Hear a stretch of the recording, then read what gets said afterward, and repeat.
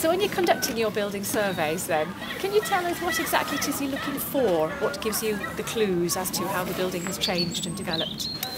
Well, there are all sorts of things, I suppose, but fundamentally it comes down to looking for patterns. There are all sorts of patterns in brickwork, in stonework, in the ways people arrange windows and doorways that one can recognise. And having an eye for patterns means that you notice too where things have changed, because pattern breaks down, it doesn't work any longer. So a lot of it is looking for those little clues and then piecing them together to kind of create a story.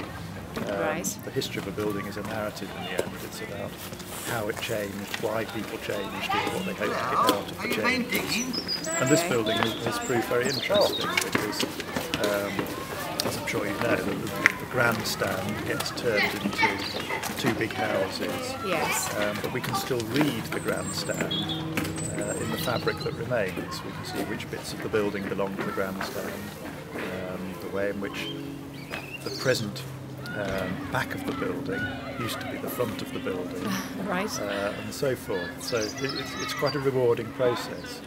Okay. And it's all just based on looking carefully and thinking about what you're seeing. It's observational skills, really. And if you can, building in any documentary material that sheds light on it, which Jane has assembled for us.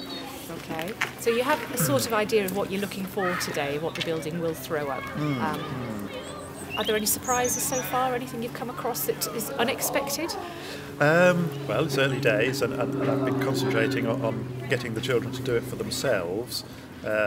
So I think it's confirmed the story that had been pieced together from the various documentary accounts and the early views, including the nice photographs that were published just before it was converted into houses.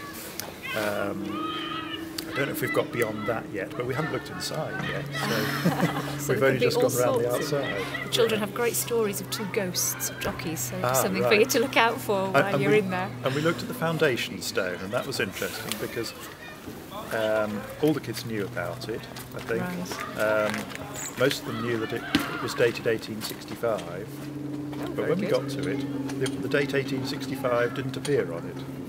What we had was the start of the date in Roman numerals, M.D., and then the rest of it is covered up. So it's one of those cases where everyone knows it's 1865 because that's when the building was built. The foundation stone can't actually provide that information at the moment. Interesting. Right. It's probably still in there behind a wall that's been built up against it. Very good. Okay, it'll be interesting to see what actually comes up then. Good.